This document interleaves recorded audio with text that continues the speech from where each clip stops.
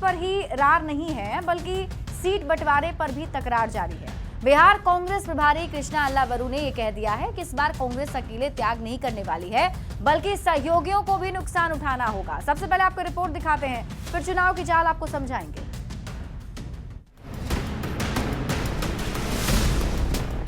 महागठबंधन coordination committee की 5 बैठकों के बावजूद भी सीट शेयरिंग का फॉर्मूला नहीं निकल पाया है।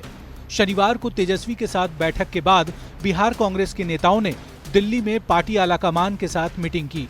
सूत्र बताते हैं कि शीर्ष नेतृत्व को बताया कि राहुल गांधी की वोटर अधिकार यात्रा के बाद बिहार में कांग्रेस का ग्राफ बढ़ा है, इसलिए सम्मानजनक सीटों पर ही समझौता संभव है और त्याग सबको करना पड़ेगा।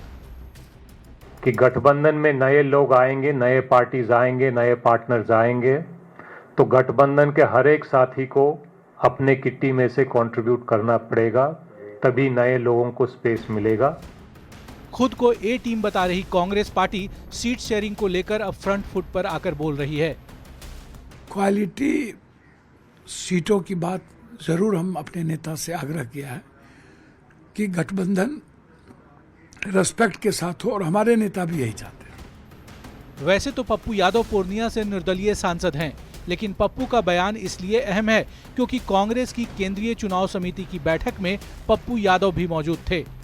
मंगलवार को कांग्रेस अध्यक्ष मल्लिकार्जुन खड़गे के आवास से निकलते हुए पप्पू यादव ने कुछ नहीं बोला, और जब बोला तो सियासी बवाल मच गया। इंडिया महागठबंधन विचारों, समन्वय और एक दूसरे के प्रति सम्मान को लेकर के आगे बढ़ रही है, इसीलिए भाजपा जदयू खेमे में बेचैनी है। अल्लावरू ने ये साफ कर दिया है कि कांग्रेस इस बार अकेले त्याग नहीं करेगी, तेजस्वी यादव को भी नुकसान उठाना होगा। देखना होगा पेच सुलझता है या जीत जारी रहती है। पटना रिपोर्टर रवि एस नारायण और दिल्ली संवाददाता अमितेश सिंह के साथ ब्यूरो रिपोर्ट, न्यूज़ 18।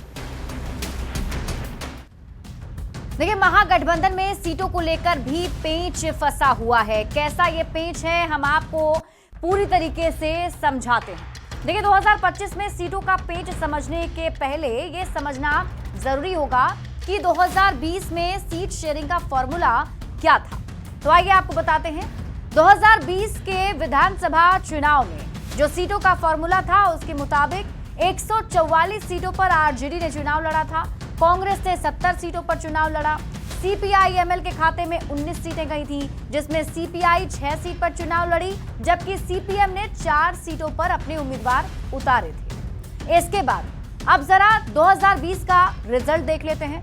महागठबंधन की कौन सी पार्टी कितने सीटों पर चुनाव जीती, तो आपको बता दें, आरजेडी ने 75 सीटों पर जीत दर्ज की, कांग्रेस 19 सीट पर जीती, सीपीआई-एमएल ने 12 सीटों पर जीत दर्ज की, सीपीआई के 2 उम्मीदवार जीते, जबकि सीपीएम को भी 2 सीटों पर जीत मिली है। तो ऐसे में स्ट्राइक रेट की बात की जाए तो 144 सीट पर लड़कर 75 सीट जीतने वाले आरजेडी का स्ट्राइक रेट 52% रहा।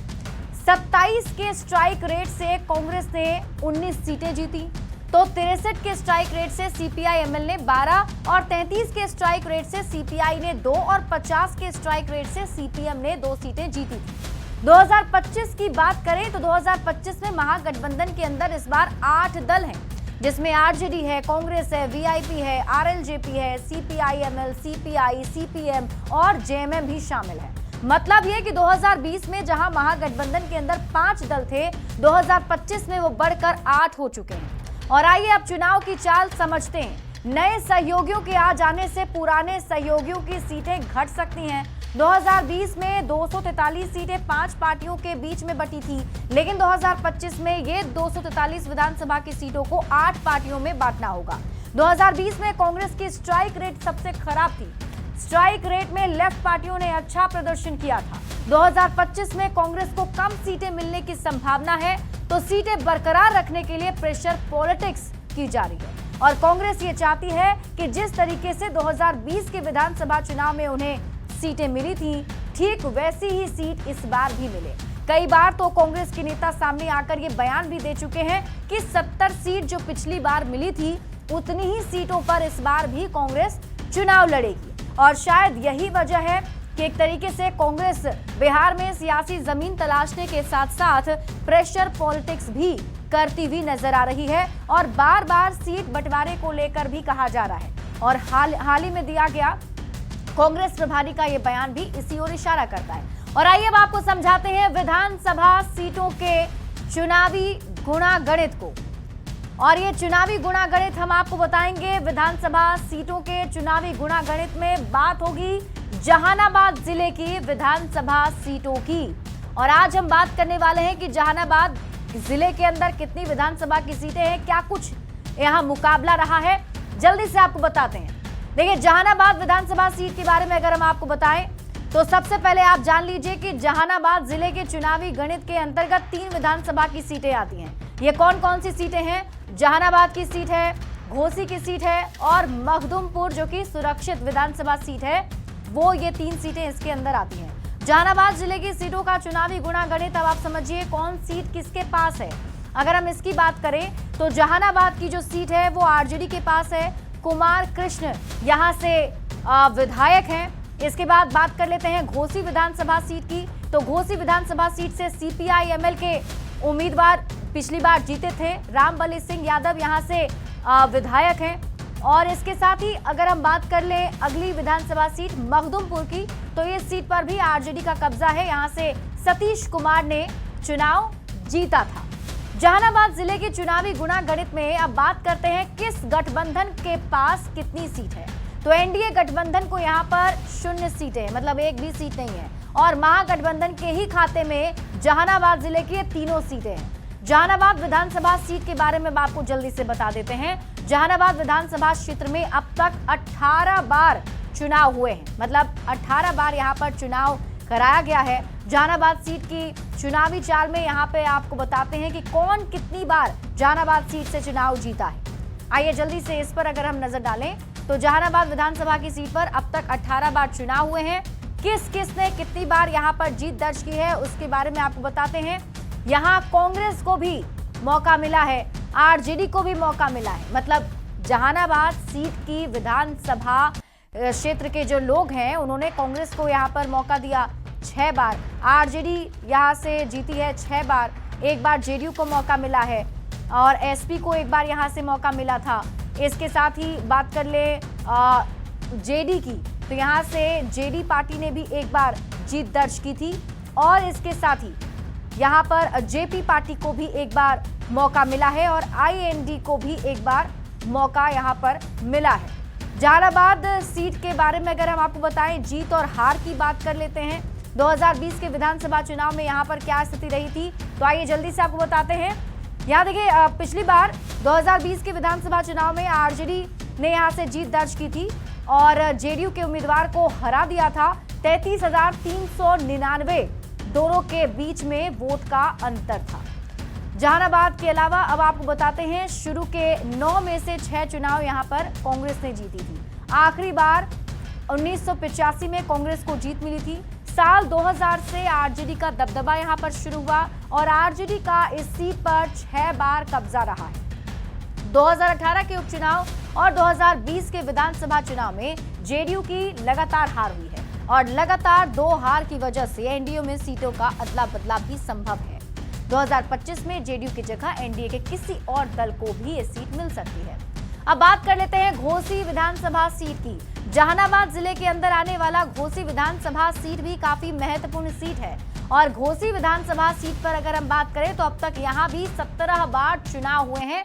17 बार यहाँ पर चुनाव कराए गए हैं। घोसी सीट की चुनावी चाल अब आप समझिए कौन कितनी बार यहाँ से जीता है। तो ग्राफिक्स के जरिए आपको बताते हैं। कांग्रेस ने यहाँ पर 5 बार जीत की थी। आईएनडी ने 4 बार यहाँ पर जीत दर्ज की थी। इसके साथ ही यहाँ सीपीआई को भी मौका मिला था। सीपीआई की तरफ से 3 बार जीत दर्ज की गई है। बीजेपी ने भी यहाँ पर 2 बार जीत दर्ज की थी और इसके साथ ही जेपी को भी एक बार मौका मिला और सीपीआई-एमएल ने भी एक बार यहाँ पर जीत दर्ज की है। तो अब आपको बताते हैं हार और जीत का अंतर कितना था और पिछली बार यानी कि 2020 में यहाँ क्या मुकाबला देखने को मिला था। देखिए, पिछली बार की बात करें 2020 विधानसभा चुनाव की तो रामबली सिंह यादव वर्सेस राहुल कुमार यानी सीपीआई-एमएल वर्सेस जेडीयू आमने सामने यहाँ पर थे। 17,804 वोटों का अंतर इन दोनों के बीच में था और रामबली सिंह यादव ने यहां से जीत दर्ज कर ली थी, जेडीयू के उम्मीदवार को हरा दिया था। घोसी सीट की चुनावी चाल आप समझिए, यहां राजनीतिक दलों की जगह उम्मीदवारों को प्राथमिकता दी जाती है। जगदीश शर्मा ने 1977 से 2005 तक लगातार 8 बार चुनाव जीते। Jagdish Sharma JP, BJP, JDU, Congress से भी चुनाव जीते हैं। यहां से जगदीश शर्मा 2 बार निर्दलीय चुनाव जीते। शर्मा परिवार ने 38 वर्षों तक इस सीट का प्रतिनिधित्व किया है। जगदीश शर्मा की पत्नी और बेटे भी यहां से चुनाव जीत चुके हैं और फिलहाल ये सीट सीपीआई-एमएल के पास है। घोसी में ऐसी वोटर्स की संख्या काफी महत्वपूर्ण मानी जाती है, मतलब उनका दबदबा देखने को मिलता है। अब बात कर लेते हैं जहानाबाद जिले में आने वाले मखदुमपुर सुरक्षित विधानसभा सीट की।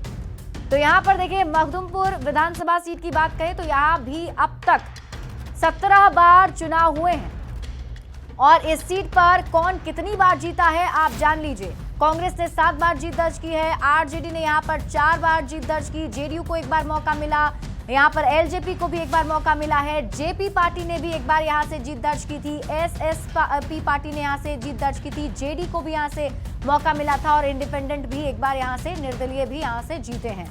तो मखदुमपुर सीट की चुनावी चाल आप समझिए। 2020 में यहां क्या रिजल्ट था, जल्दी से आपको बताते हैं। सतीश कुमार आरजेडी के उम्मीदवार, उन्होंने देवेंद्र कुमार जो कि हम के उम्मीदवार थे उन्हें हरा दिया था। वोटों का अंतर 22,565 दोनों के बीच में रहा। और इसके साथ ही आपको बताते हैं मखदुमपुर सीट की चुनावी चाल क्या है। देखिए, मखदुमपुर सुरक्षित विधानसभा सीट मानी जाती है और शुरुआती दौर में कांग्रेस का वर्चस्व यहां पर रहा है। कांग्रेस 7 बार यहां से चुनाव जीत चुकी है। कांग्रेस को आखिरी बार 1990 में यहां जीत मिली थी। 1995 के बाद जनता दल से निकली पार्टियों का वर्चस्व यहां पर देखने को मिला। हाल के साल में आरजेडी की पकड़ यहां मजबूत रही और पिछले 4 में से 3 चुनाव में आरजेडी की ही जीत हुई है। 2020 में भी आरजेडी ने ही यहां पर चुनाव जीत दर्ज की थी। तो ऐसे में बिहार में विधानसभा, एक विधानसभा की सीट काफी दिलचस्प है और वहां की लड़ाई भी काफी दिलचस्प है। देखना होगा कि